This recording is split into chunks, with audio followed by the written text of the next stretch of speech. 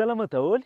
Toerana anisan'ny lalovantsika foana rehefa hiazo ny lalam-pirenena faharoa ianao raha ho any Toamasina ny Eto Mandraka. Androany ianao entiko ao anatin'izany hoe Mandraka Park zany. Andao hiaraka aminay. Andao e.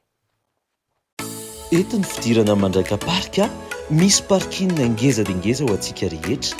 Io amin'ny tableau io kosa ny activité afaka ataontsika aty amin'ny Mandraka Park. Itsofoka ato amin'ny omeletterie ny restaurant zareo isika.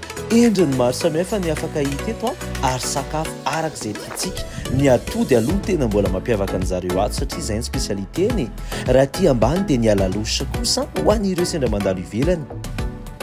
Etsetsyfoantsika ary ny atao anatiny misy trano maro isafidianana. Ito izao ny maison familiale izay natao an'ny fianakaviana kely. Mahafinaritra kely sady misy salon, douche, WC. Eo ihany koa mbola misy trano ao ambony ao. Andraso kely ange ampisehoako anareo hoe inontsika fa hiakatra. Trano izao ho an'ireo fianakaviana masina kely.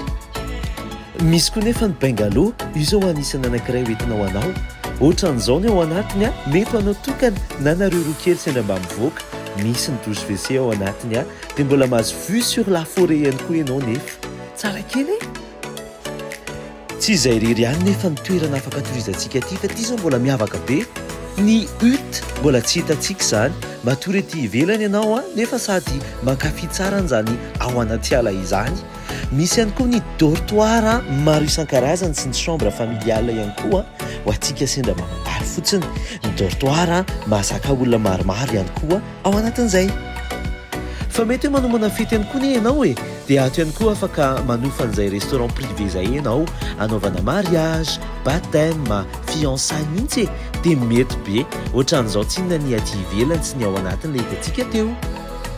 Fa mbola hoentiko ety ivelany ihany koa ianao satria mbola manana ny paillotte ry zareo eto Mandraka Park. Izany hoe toerana afaka ho faitsika, anaovana pique-nique, anaovana grillade, anaovana brochette sy fetifety. Ety ivelany amoron-drano ianao ary mahazaka olona maro dia maro satria maro karazana izay. Eo ihany koa ny aire de jeu ho any ankizy kely, io hitantsika io.